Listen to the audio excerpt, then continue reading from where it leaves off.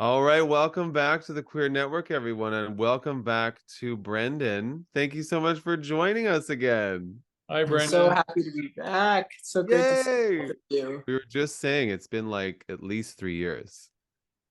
Yeah, the time during pandemic is like both like fine infinite, but like goes by like really fast. It's It's really weird. it's crazy. So for all those who don't know, Brendan already has a film on the Queer Network called Loretta's Flowers, which was so successful and just like, had its waves of like all of a sudden like tons of people were watching it and it's just taken off like we never knew it was going to, which has been such a beautiful surprise. But you're back with another film called Heavy Petting.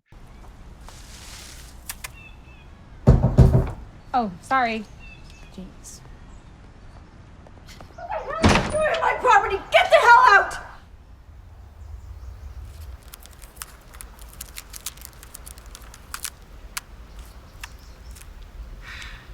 What is Heavy Petting about?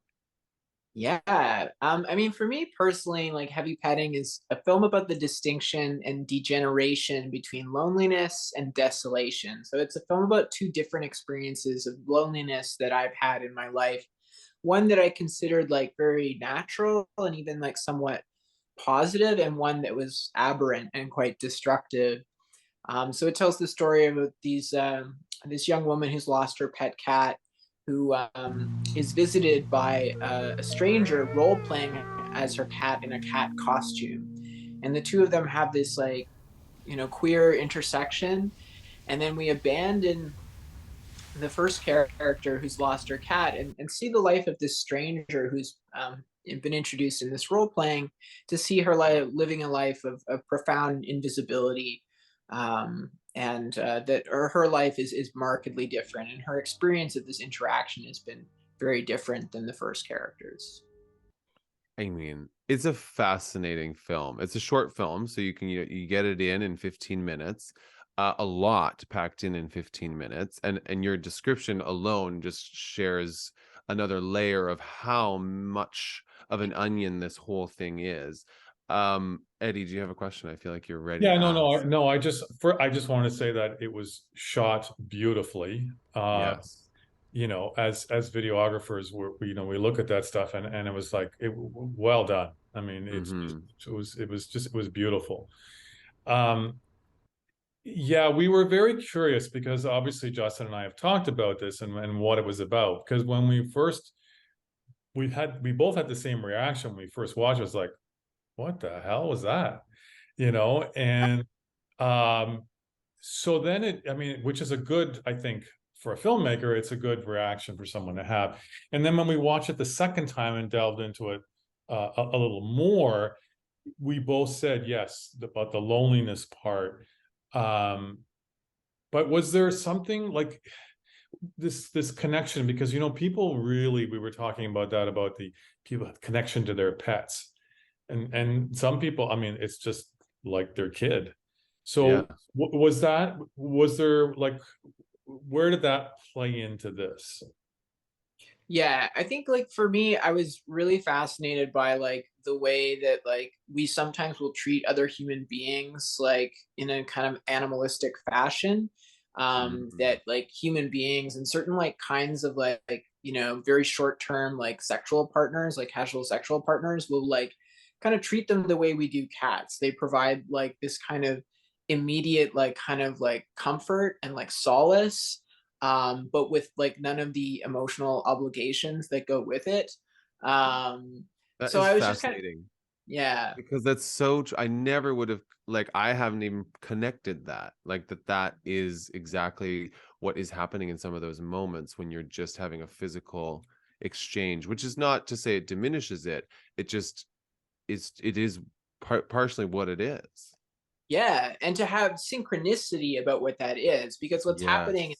the film is that these are two characters who both need different things from one another, whose expectations about the meaning of this interaction are very different.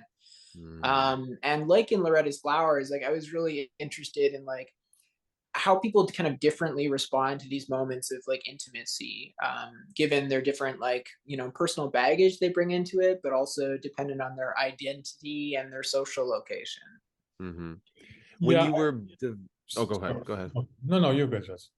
When you were developing this idea, because you spoke about how it comes, you've experienced some different levels of being alone, depression, anxiety, these big feelings. When you were working through that for yourself and wanted to somehow make it into a film, like, how did you land on this? Because now that you're explaining it in this way, I mean, it really just opens up the whole conversation so beautifully, because of the way you used this human in a cat costume next to this woman who's lost her cat, whose cat is like, so important to her, but they have approached it on two different levels. So how did you get there? Yeah. I think the thing is that I have been both of these people at different times in my life. Like, I had one experience in my life where I, I was in like a period of like loneliness and malaise, but there was like kind of sparking a real like curiosity to me. And like, so I was going out and having a lot of different like relationships with a lot of different new people and like experimenting, like sexually and Yeah. in terms of the types of relationships that I was in. And like, so it was a loneliness that like sparked like curiosity and like, invigoration and like, and it's also like a loneliness that's like natural. It's very normal in human life to like at times like, feel by yourself or like you need interaction. Like, these are very normal things. But I have at other times in my life experienced loneliness that is quite aberrant, where I think that my life has no value and that nobody would care if I was dead. And I have also gone into sexual and intimate interactions in which the stakes were so profoundly high to me because I had no sense of self-value. Like, if I didn't get this affirmation or this connection with this person, that I would just kind of wither away and nobody would care about me and things like that. So I have been both of these people, and I was interested in like comparing these two experiences to see how they were similar and different, but also to see how you could slip from one to the other, without really noticing, which has happened to me before. I guess to just cultivate my own sense of self-awareness about my own emotional life. Like, when is it okay to be lonely? And when are you starting to slide into something that's not healthy and potentially destructive? Yeah, it's fascinating. As you were describing that, it was like, wow. I mean, I've been there. I think most of us have been there.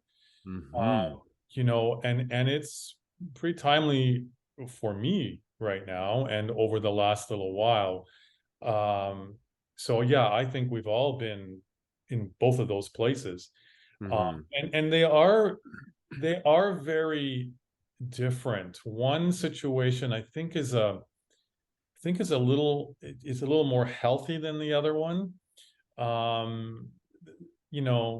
The second one I think is there's a lot of despair there, and she's really reaching out. She for connection, and that's a huge thing. That's with these days with connection, because social media is supposed to connect us, but it actually does the opposite in some ways.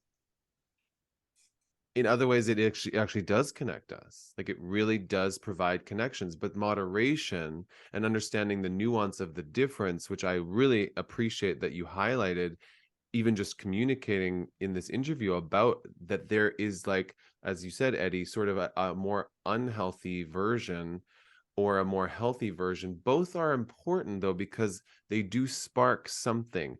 Now, too much of one is actually could lead to some harmful things, which you see in the film.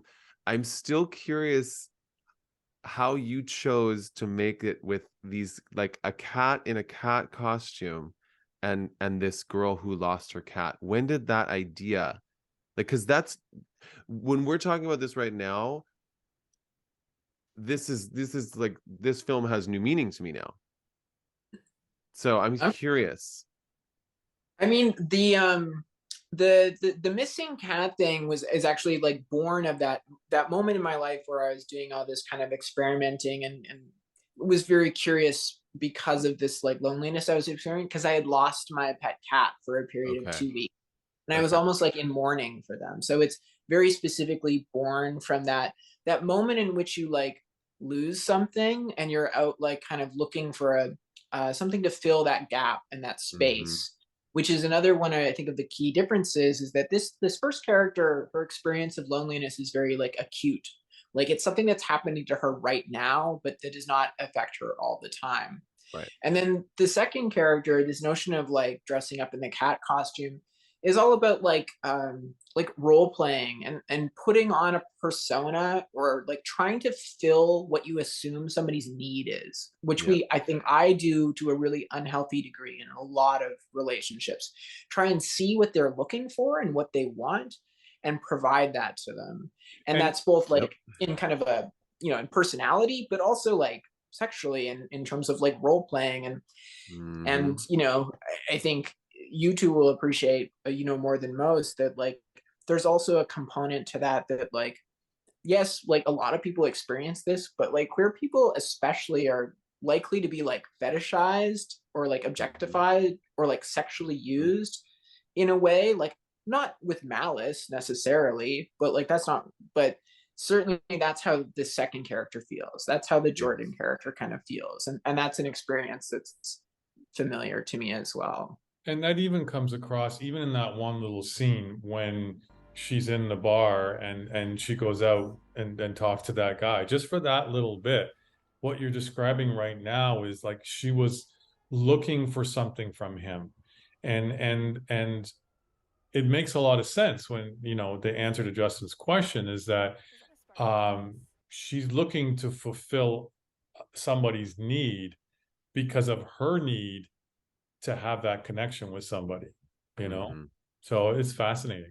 And it is a constant longing that I don't think ever really is fully like realized, because at the end of the day, you are the only one that goes to bed with your brain and your heart and your mind and your body, no matter whether you're in a relationship or not. And there are illusions that we've created in the world to make people think that if you find that person that is your everything, that you will no longer feel lonely, you will no longer feel those emotions that will always be there. Because part of me now thinks that the loneliness is what sparks something. Like it isn't unhealthy, but if it goes unchecked for the second character, clearly that loneliness has been brewing for a long time, and she no longer has the ability on her own to not even pull herself out of it, but to see that there is the duality of both in life, and that having loneliness is not going to be like, no, loneliness isn't the goal. We'll always experience some level of loneliness. You'll miss something at times, but Yeah. there is a healthy way through that. But Yeah. isn't it also, Brendan, about how you feel about yourself? Yeah, I mean that for me is the distinction, like one of the many distinctions between the characters is the first like character is one who like would like to be with somebody else who like will find joy and will find pleasure in it, but like their life and self-value is not constituted by the presence of this other person. But we can tell in Jordan, in the second character, that they're someone who like constitutes their self-worth by whether or not people know that they exist. That's what the second half of the film is, this test of their social obscurity. They feel that because nobody seems to know they exist in the world, that they might as well be dead. Yeah. And that is an aberrant thought. Like if you don't have a hold of self-value for yourself, like innately, like yes, I matter and like I belong in this world, without the affirmation, the love of others, that is, something I've struggled with all my life, and that I, yeah. I Yeah. think you were saying this, the queer experience often includes a lot of that, because the world has made it seem as though we are to be erased. We are not to actually exist in the same way that straight people exist. And so it's interesting where, Eddie and I have had lots of conversations about self-worth, about self-confidence, and that's something that eventually needs to be born within yourself. Like if you're always relying on someone else to give that to you, it will always be disappointing. But there's a fine balance here. There's a nuance of the fact that it does matter when other people do validate you, and that it actually does help improve yourself and your self-confidence or just your self-worth by somebody else valuing you. If it's everything, you will always be disappointed. But it also isn't nothing. It's actually what might spark the moment where you're like, oh, I actually think I do matter here. And that might have been because somebody did something, played this role play for this girl that gave her like a little bit of a joy spark that like ignites the fire that needs to be brewing in order for there to even be any more evolution, Oh, 100%. Like, Haley, the actor who plays the first character, Brina, in the film, we always talked about like this character has never had an experience like this before. And she probably, like, if you were to plan it out, would not imagine saying yes to this kind of proposal when it comes to you. But when you are in a place of like, yeah, like kind of longing and curiosity, like you're bound to like try things that you haven't before. And I think you're so right to point out like that can be really positive. It can lead to self-discovery and like pleasures that you didn't know existed. So what would you like people to take away from this in watching this? I think for me, the takeaway is like, I wanted to create a film that was like kind of shocking and surprising, that like confronts people with like the kind of the high stakes of like these questions of like, social alienation and disconnect, and like this ultimately like profound like mental health crises that we are like experiencing in many of these like Western liberal democracies. I've made a lot of work prior to this, that explores these issues, but in ways that are like kind of very naturalistic. And I felt like this kind of like hum ha reaction a little bit. And I haven't felt like people appreciated what I see as the stakes to this. Like notions of connection and disconnection to me are like very like life and death. And I think they are to a lot of people. And so I guess I wanted to shock people out of the complacency around these notions of like loneliness and disconnect. These aren't like frivolous, like emotional, like issues, just like, oh, deal with them, whatever. These things like some people like live and die by this. And so I wanted to confront people with like the high stakes, and also to awaken some people to, the invisibility of certain people in our lives, how we use certain people to meet our own emotional needs in ways that can be really harmful. So yeah, these are some of like my goals. Yeah. I mean, weird. I feel like I can see Eddie's face, so I know he's feeling the same thing as I am. And I mean, we both appreciated the film before this interview, but certainly like, it's my mind and heart are exploding with energy in terms of understanding how powerful and important the message of this is. And I really appreciate being able to hear you say these things, because, even a piece of this interview being heard by somebody who watches the film will really like, the film is the first layer, and then there's just so many layers underneath that are very connected to exactly what the world is reeling with right now, which is a mental health crisis. Yeah, and I understand that the film is like weird and enigmatic, and it has an unconventional narrative structure. And some people are like going to watch it and it's like it's going to be too like off-putting. But I think that some people are going to be kind of like seduced into this experience, not knowing what it's going to be. And when it turns around and confronts them with something quite dark and scary in a certain sense, that's what I'm hoping for, is to surprise people with how grave and how serious the stakes can be. Justin, do you have anything else, Amazing. or do you want to wrap it up? I think we can wrap it up. It just was a fantastic way to, explain that there was this, you did want to shock people a little bit. It wasn't the naturalistic way maybe would have just glazed. I mean, I think that's what people don't quite understand about the importance of this movement towards actual mental health and what that really looks like and how nuanced that is for different people at different parts in their journey, and that it is life or death. This is not a like, oh, they'll figure it out. it's not the same. We didn't think it was this important, but now we know, because the numbers are showing us that people are just deciding to like Yeah. leave Yeah. instead of stay. And I think that's for everyone, but in particular, because this is what we do, Absolutely. for the queer people.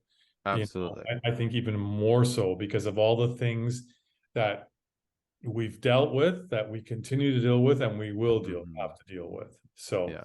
So thank you. yes, This is why Well, this is why these things are like, I don't know, it's like emotional to me, because I see it so much in my work here in living in New York City. I see the pain that some people are still living, not able to be themselves. And so when you highlight these things, it does make people feel seen, and it might be the spark. You just don't know if it's going to be the spark, which is, like you just said, is so important. yeah. No, I really appreciate that. You two have engaged with the movie so thoughtfully, and yeah, getting over that initial like, what the fuck is this? It's like, I so appreciate you diving into it, and I'm so glad you just mentioned, yeah, like this, like to me, like the moments in the movie are like the morning after they wake up, and just like this wanting to like connect around this, like can we please have the same experience? Can we please like, you know, bask in this same moment, and then realizing it's not the same, and just how like tragic and sad that is, and when people experience that, that's not nothing, like No. that hurts, and that like creates emotional grooves that people carry around them, and yeah, And I really appreciate it. that's going to be, to me, a huge thing that people are going to relate to. Just exactly what you said. I mean, I've been there. I know Justin's been there. That scenario that you just said, where you wake up in the morning and you so badly want this connection or the same thing, and it's not there, and it's hard. Yeah. You And know? we're learning in our world, as complex as it is, how to deal with those emotions. What I want people to know is that it doesn't have to be the tipping point over to the edge of despair. Even though those emotions in the moment will feel horrible, and that's okay, but that there are ways that we've learned we can work with the mind and the body and figure out how to move through them and not carry them with us forever, so that they can just be another groove that is part of the many grooves of our life, rather than the thing that we always go back to. You know, there's growth that can happen. Having said that, I'm just thinking, for people who are in that place, they may be saying, yeah, okay, well, easy for you to say, how do I do that? You know, and I would say you need to find someone or the right people to reach out to, you know, because a lot of people feel like they're in this alone. Yeah. You know, and that's part of the problem, and that's when they do go over to that side of despair, because they don't have anybody, and they're searching for this connection. So you know, just want and there are resources out there now. That's the thing. Yeah. It's not 20 years ago when it was a lot different, or when I came out even 12 years ago, there was no YouTube in the same way. So like, there are resources that I think we can, and I will put some in the, I'll put some in the link in the description. Okay. Brendan, what's next for you? I'm been developing 4 feature films over the course of the pandemic. So I have these 2 like very fun like horror films that, you know, are seizing upon the stylistic innovations of heavy petting that I've been working on. I'm trying to find producing partners for, and initial buyers. And then I have a hybrid documentary piece that I've been developing about my days as a child actor and their impact on my self-worth. And I'm also working on this low budget character drama with this great actor who brought me this script that was very near and dear to them. So I'm hoping to pivot back to features. Like I've been in the short world for a long time, honing my craft and getting my voice, and I feel like I'm ready to go back to longer films. So that's my goal at the moment. Amazing. Yes, well, good luck with that, and we know you're going to do well. I mean, if if you take what you've learned from these short films, I mean, you're going to be hugely successful. So thank you for bringing this film to us, the second one. Yes, we're very excited for everybody to see it. Absolutely. And yeah, thanks to you and your audience. Like, I mean, the reaction to Loretta's Flowers, I knew I wanted to like bring this next film back to you because it's obviously the right home. So thank you. You're so welcome. It's our pleasure, and we hope we're so glad that this can be a little bit of a springboard for us too, as the network, to find new life again, and to be okay with the fact that there was a break, and now we feel like there's new wheels turning. Absolutely. and a lot more discussion about this, which Justin and I will be having about this particular topic. So thanks very much. Great to see you, and we hope to see you soon. Thanks again. Stay in touch, and look forward to hearing from you. Fabulous.